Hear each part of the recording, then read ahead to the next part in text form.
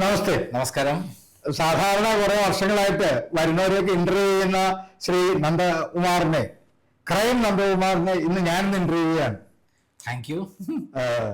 നിങ്ങൾ കുറെ നാളായിട്ട് ഒളിവിലും തെളിവിലും ഒക്കെ ആയിരുന്നല്ലോ, എന്തായിരുന്നു അതിന്റെ കാരണങ്ങൾ? അതായത് എനിക്കെതിരെ അടുത്ത കാലത്ത് ഒരു 3-4 കേസ് ഒരുമിച്ച് ഗവൺമെന്റ് എടുത്തു. ഒന്ന് ഐടാക്ട് 67 ഉപയോഗിച്ചുള്ള ഒരു കേസായിരുന്നു. രണ്ടാമത് തിരുവനന്തപുരത്ത് ഒരു ഐടാക്ട് 67 അതേപോലെ 5 വർഷം തടവ് ശിക്ഷ കിട്ടാവുന്ന സ്ത്രീത്വത്തെ അപമാനിച്ചു എന്നുള്ള വേറെ കേസും. ഒരു ദിവസം അടുത്ത കാലത്ത് ഒരു ദിവസം അർദ്ധരാത്രി എൻ്റെ വീട്ടിൽ പോലീസ് വന്നു. തിരുവനന്തപുരത്ത് സൈബർ പോലീസാണ് വന്നത്. ആ സൈബർ പോലീസ് വന്നിട്ട് 12 മണിയും വാതിലൊക്കെ മുട്ടി വിളിച്ച്, ഞാൻ നല്ല ഉറക്കത്തിലായിരുന്നു. അവിടുന്ന് എഴുന്നേറ്റ് ഞാൻ പുറത്തുള്ള ആരാന്ന് നോക്കുമ്പോൾ CCTV ഇവരാണ്. അപ്പം അവർ മുട്ടി വിളിച്ച് ആരാന്ന് ചോദിച്ചു. സൈബർ പോലീസാണ് തിരുവനന്തപുരം എന്ന് പറഞ്ഞാൽ എന്താ അർദ്ധരാത്രി, നിങ്ങൾ അർദ്ധരാത്രി കൊണ്ട് വരാനൊന്നും പറ്റില്ല, ഒരു കാര്യം പറഞ്ഞു പോകാനാണ്. ശരി, രാത്രി ഇങ്ങനെ ഞാൻ പത്രപ്രവർത്തനമായതുകൊണ്ട് നിങ്ങൾക്ക് ഞാൻ തുറന്നുതരാന്ന് പറഞ്ഞിട്ട് ഞാൻ തുറന്നു കൊടുത്തു. അപ്പൊ കയറിയപ്പോൾ രൂപം മാറി, ഞങ്ങൾക്ക് നിങ്ങളെ കൊണ്ടുപോയേ പറ്റുള്ളൂ. അപ്പൊ ഞാൻ പറഞ്ഞു, എന്ത് വകുപ്പിലാണ് നിങ്ങൾ കൊണ്ടുപോകുന്നത്, എന്തിനാണ്? അപ്പൊ എന്നോട് പറഞ്ഞു, തിരുവനന്തപുരത്ത് സൈബർ പോലീസിൽ സിന്ധു ജോയ് ഒരു പരാതി കൊടുത്തിട്ടുണ്ട്, അതിന്റെ പേരിലാണ് എന്നെ കൊണ്ടുപോകേണ്ടതെന്നാണ്. കൊണ്ടുപോകുക എന്ന് പറഞ്ഞാൽ എന്താണ്? കസ്റ്റഡിയിൽ എടുത്ത് കൊണ്ടുപോവുക, അല്ല അറസ്റ്റ് ചെയ്ത് കൊണ്ടുപോവുക, അല്ല ഞങ്ങൾ കൂട്ടി വരാനാണ് പറഞ്ഞതെന്നാണ്. നമ്മൾ കൂട്ടി വരണമെങ്കിൽ ആദ്യം 35(3) BNSS പ്രകാരമുള്ള നോട്ടീസ് തരണമെന്ന് സുപ്രീം കോടതിയുടെ വിവിധ വിധികളുണ്ട്. എന്നാ ചില വിധികൾ പഠിച്ചോളൂ, ഇത് അതിൻ്റെ അടുത്തുണ്ട്, അത് വെച്ചിട്ട് എനിക്ക് അങ്ങനെ വരാൻ പറ്റില്ല. കട്ടൻ്റായിട്ട് ഞാൻ പറയാം നിങ്ങൾക്ക്. അപ്പൊ എന്നോട് പറഞ്ഞു, അല്ല ഞങ്ങൾ ഇവിടുത്തെ ലോക്കൽ പോലീസിന് സഹായം തന്നെ വിളിച്ചോളൂ എന്ന്. അന്നപ്പോഴേക്ക് ആ നാട്ടുകാർ കൂടി, കാരണം പോലീസ് വണ്ടിയിലല്ലേ വന്നത്, അവരും കൂടി കയറിയപ്പോൾ ഞാൻ പറഞ്ഞു, എന്താണ് ഇവര് പറയുന്നത് വെച്ചാൽ, VS അച്യുതാനന്ദൻ സിന്ധു ജോയെ കുറിച്ചൊരു വീഡിയോ ചെയ്തിട്ടുണ്ട്, അഭിസാരിയെ പോലെ ഉപയോഗിച്ച ശേഷം വലിച്ചെറിഞ്ഞു എന്ന് പറയുന്ന കാര്യം, അത് ചെയ്ത് ശരിയല്ലാതെ ആ വീഡിയോ ഞാൻ പ്രസിദ്ധീകരിച്ചു. അതിപ്പം ഏഷ്യാനെറ്റിന്റെ എല്ലാ ചാനലും കിട്ടും, നിങ്ങൾ നോക്കി നോക്കുന്നു. അത് എടുത്ത് നോക്കി, ഇതാണോ നിങ്ങൾ കേസിനാസ്പദം ചോദിച്ചപ്പോൾ അത് ഏതന്നെയാണ് കേസിനാസ്പദം. കാരണം അതിൻ്റെ അകത്ത് ഞാൻ അങ്ങനെ VS അച്യുതാനന്ദൻ പറഞ്ഞത് ശരിയല്ല എന്നല്ലേ പറഞ്ഞേ. പിന്നെ അതിൻ്റെ അകത്ത് എന്താ കേസ് എന്ന് ചോദിച്ചു. അപ്പോ അവർക്ക് അത് കേസിലൊന്നും ഇല്ല എന്ന് മനസ്സിലായി.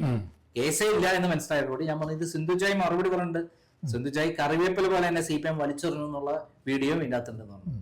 അത് കണ്ടതോടുകൂടി ഇവര് ആകെ പരിങ്ങി. അതിൻ്റെ ഇടയിൽ VD സതീശനെ അറിയിച്ചിരുന്നു. VD സതീശൻ അറിയിച്ചോട് കൂടിയിട്ട് അദ്ദേഹം DGPനെ വിളിച്ചു. ആണെങ്കിലും ഇവർക്ക് യാതൊരു ഇൻഫർമേഷൻ ഇല്ല എന്നുള്ളത്, ഞാൻ പോകാൻ തയ്യാറായില്ല. ഇത് നിയമപ്രകാരം അല്ലാതെ BNSS 315(3) പ്രകാരം അല്ലാതെ നിങ്ങൾക്ക് നോട്ടീസ് ഒന്നും ഞാൻ അവിടെ വരില്ലാതെ ഇനി അറസ്റ്റ് ചെയ്ത് കൊണ്ടുപോകാനുള്ള യാതൊരു, കസ്റ്റഡി എടുക്കാനുള്ള യാതൊരു നിയമപരമായ കാര്യമില്ല. മാത്രമല്ല 7 വർഷത്തിന് താഴെയുള്ള കേസുകളിൽ നോട്ടീസ് തരണമെന്ന് കൃത്യമായി സുപ്രീം കോടതി മാൻഡേറ്ററി പറഞ്ഞുള്ള കാര്യത്തിൽ അത് പ്രകാരം എനിക്ക് ചെയ്യാൻ പറ്റും. നിങ്ങളല്ല, ഇവിടുത്തെ ഇന്ത്യ ഗവൺമെന്റ്, ഇന്ത്യൻ പ്രസിഡന്റ് വന്നാൽ പോലും സുപ്രീം കോടതി വിധി പ്രകാരം എനിക്ക് നീങ്ങാൻ പറ്റുള്ളൂ. നിങ്ങൾ അതിലപ്പുറം എന്നല്ലല്ലോ ഇവിടുത്തെ DGP എന്ന് പറഞ്ഞു. അപ്പൊ അത് രണ്ട് തിരിച്ചാണ് ഞാൻ പറയുന്നത്. നിങ്ങൾക്കെതിരെ കേസ് കൊടുത്തിരുന്ന ഗവൺമെന്റ് അല്ല, ആ ഗവൺമെന്റിനെ പ്രതിദാനം ചെയ്ത് അസ്ഥാനത്തിരിക്കുന്ന ചില വ്യക്തികളുടെ വൈരാഗ്യം തീർത്തത്. അതെ. അപ്പൊ നിങ്ങള് ഗവൺമെന്റ് നമ്മളോട് ചേർന്ന ഗവൺമെന്റ് പോലീസ് അതാ പറഞ്ഞത്. ഇതൊക്കെ നിങ്ങൾ പറഞ്ഞ വിധികൾ പോലും 2014-ലാണ് ബീഹാറിലെ. അതിന് പകരമായിട്ട് സുന്ദരമായ വിധികൾ ഈ അടുത്ത കാലത്ത് വന്നിട്ടുണ്ട്. അപ്പൊ ഇത് ജനങ്ങളിലേക്കും കൂടെ എത്തിക്കാൻ വേണ്ടിയാണ് നിങ്ങൾ ഞാൻ ഇന്റർവ്യൂ ചെയ്യുന്നത്. ക്രിമിനൽ കേസ് ഇല്ലാതെ നോട്ടീസ് ഫീഡ് ചെയ്യാണ്ട് ഒരു ഇന്ത്യൻ പൗരനെയും അറസ്റ്റ് ചെയ്യാൻ ഇന്ത്യ രാജ്യത്തെ ഒരു അതോറിറ്റിക്കും അധികാരമില്ല എന്ന് അസന്നിഗ്ധമായിട്ട് സുപ്രീം കോടതി കഴിഞ്ഞ നവംബർ 25-ാം തീയതി ഒരു വിധി പുറപ്പെടുവിച്ചിട്ടുണ്ട്. അതിനകത്ത് പറഞ്ഞേക്കുന്ന ക്ലാസിഫിക്കേഷൻസ്, അഥവാ നിങ്ങളെ അറസ്റ്റ് ചെയ്യണമെന്നുണ്ടെങ്കിൽ ഒരു വെള്ള പേപ്പറിലെങ്കിലും ഇന്ന കാരണം കൊണ്ടാണെന്ന് എഴുതി തരണം നിങ്ങൾക്ക്. അതിൽ പ്രകാരം നിങ്ങൾക്കൊരു ലീഗൽ എയ്ഡ് വേണമെന്നുണ്ടെങ്കിൽ നിങ്ങൾക്കൊരു ലീഗൽ കൺസൾട്ടന്റിനെയോ ആരെയെങ്കിലും ഫോൺ ചെയ്യാനും, അല്ലാതെ നിങ്ങളുടെ ഫോണൊന്നും തട്ടിപ്പറിക്കാനൊന്നും ആർക്കും അവകാശമില്ല. അഥവാ അങ്ങനെ ചെയ്തിട്ടുണ്ടെങ്കിൽ നിങ്ങൾക്ക് പോലീസിനെതിരെ എടുക്കേണ്ട വിധികളും കേസുകളും ഇവിടെ എങ്ങനെ പറഞ്ഞുതരാം. ഇത് പ്രകാരം കേസെടുത്തു കഴിഞ്ഞാൽ ഈ പറഞ്ഞയച്ച സർക്കാരൊന്നും കാണത്തില്ല, ഈ വന്ന പോലീസുകാരനും അവന്റെ ഭാര്യയും മക്കളും വഴിയാധാരമാകും എന്നുള്ളതും കൂടെ പൊതുജനം അറിയാം. അതിൽ ആദ്യത്തെ വകുപ്പ് എന്ന് പറയുന്നത്, ഇതുവരെ ഇവർ ചെയ്തിരുന്നത് 110 CRPC സസ്പീഷ്യസ്, അതായത് എന്തെങ്കിലും അപകട സൂചകമായി കാണുന്ന ഒരാളിനെ അറസ്റ്റ് ചെയ്യാവുന്ന രീതിയിലാണ് ഇവർ വിത്തൗട്ട് വാറന്റ് അറസ്റ്റ് ചെയ്യുന്നത്. അതിനെപ്പോലും ഓവർറൂൾ ചെയ്തിട്ടുണ്ട് ഈ വിധികൾ. അത് പറയുന്നത് ഇല്ലീഗൽ ഡിറ്റൻഷൻ IPC 342 അല്ലെങ്കിൽ പുതിയ BNS തത്തുല്യമായ വകുപ്പ്, അതല്ലെങ്കിൽ ഓൾറെഡി കോസിംഗ് ഹാർട്ട്, നിങ്ങൾക്ക് ദേഹോപദ്രവിപ്പിക്കാം അത് പറഞ്ഞുകൊണ്ട് അതിന് IPC 323. അതുകൂടാതെ കസ്റ്റോഡിയൽ വയലൻസ്, അതായത് ഇവന്മാർ അകത്ത് കൊണ്ടുപോയിട്ട് ഗുണ്ടാപ്പണി കാണിക്കുമല്ലോ CCTV ഇല്ലാത്തടത്ത്, അങ്ങനെ കാണിച്ചു കഴിഞ്ഞാൽ അതിന് IPC 330. അതുകൂടാതെ ത്രെറ്റ് ആൻഡ് ഇന്റിമിഡേഷൻ എന്ന് പറഞ്ഞാൽ മനസ്സിലാവില്ല, നീ അങ്ങോട്ട് ഇറങ്ങട, അല്ലെങ്കിൽ നീ ഒരു കോടതി പറയട, നിന്റെ കുടുംബം കാണത്തില്ല, നിന്നെ തവിടുകൂടിയാക്കും എന്നൊക്കെയുള്ള ചില ഗുണ്ടായുസം ഉണ്ടല്ലോ, അങ്ങനെയുള്ളതിന് IPC 506. False case false charge, ഇത് ഒക്കെ തന്നെ IPC ആണ്. BNSI മാറിയല്ലോ. ഞാൻ ഈ IPC പറയുന്നത് പെട്ടെന്ന് ആളുകൾക്ക് BNSലേക്ക് പോകുന്നതിന് പകരം BNSI എന്നാലും അറിയാൻ വേണ്ടിയാണ്. അടുത്തത് false case and false charges, അതായത് വ്യാജ കേസ് കെട്ടിപ്പടുത്തു കഴിഞ്ഞാൽ IPC 211.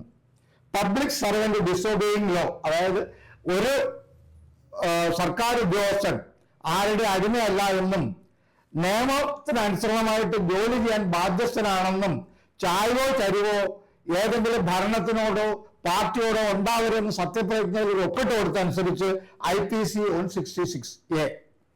Plus fabrication of evidence, നിങ്ങൾക്കെതിരെയുള്ള എവിഡൻസ് ഉണ്ടാക്കിയതിന് IPC 193. ഇത്രയും കേസ് കൊടുത്തു കഴിഞ്ഞാൽ ഈ ആള് പെൻഷൻ വാങ്ങില്ല എന്ന് മാത്രമല്ല അവന്റെ കുടുംബം വഴിയാധാരവും. അതുകൊണ്ട് എന്റെ പോലീസ് ഏമാന്മാരോട് പറയാനുള്ളത്, നിങ്ങളുടെ മേളിൽ നിന്ന് പറഞ്ഞു, മേളിൽ പറയാനുള്ളത് കഴിയുമോ, അയാൾക്ക് വല്ല പണി.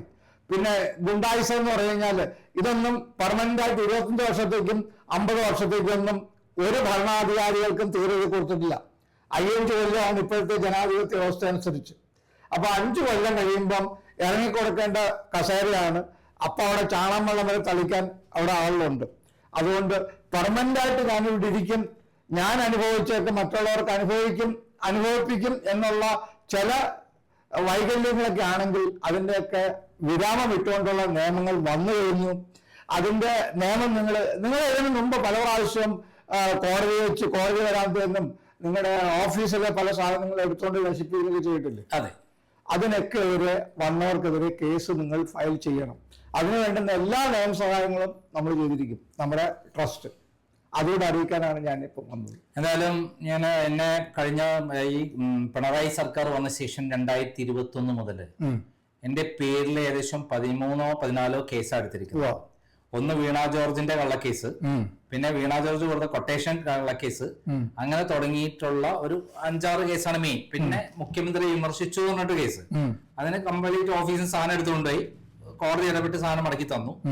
ബാക്കി എല്ലാത്തിനും എന്റെ വീട് ഓഫീസ് റെയ്ഡ് ചെയ്ത്, യാതൊരു ബന്ധമില്ല ഓഫീസും വീടായിട്ട്, വീട്ടിലെ ബന്ധമില്ലാത്ത കാര്യത്തിന് വീട്ടിലൊക്കെ പോയി റെയ്ഡ് ചെയ്തിട്ടുള്ള കാര്യങ്ങൾ എന്റെ വിലപ്പെട്ട സാധനങ്ങളൊക്കെ എടുത്തുകൊണ്ടിരുന്നു.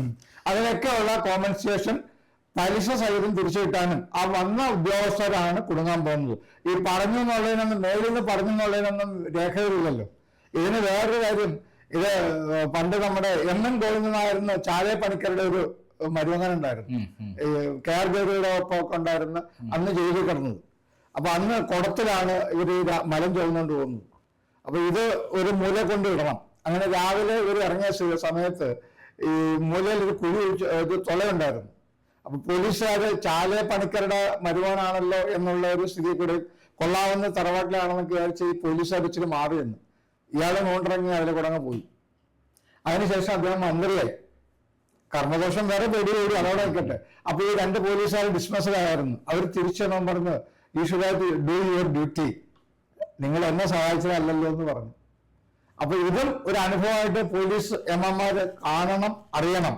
ഒരു കാരണവശാലും നിങ്ങളുടെ നിയമം അല്ലാണ്ട് നിങ്ങളുടെ അതോറിറ്റികൾ പറയുന്നൊന്നും ഒബേ ചെയ്യാൻ നിങ്ങൾ യാതൊരു ബാധ്യതയില്ല. അവര് പോലും ഓർഡർ വന്നു കഴിഞ്ഞാൽ ഇത് കലാമിറ്റി ലാത്തിചാർജൊക്കെ ചെയ്യുന്ന അവസ്ഥ അല്ലെങ്കിൽ ഓർഡർ ഇൻ റിട്ടേൺ എഴുതി മേടിച്ചിട്ട് മാത്രമേ നിങ്ങൾ ഇങ്ങനെയുള്ള കാര്യങ്ങൾ ചെയ്യാവൂ.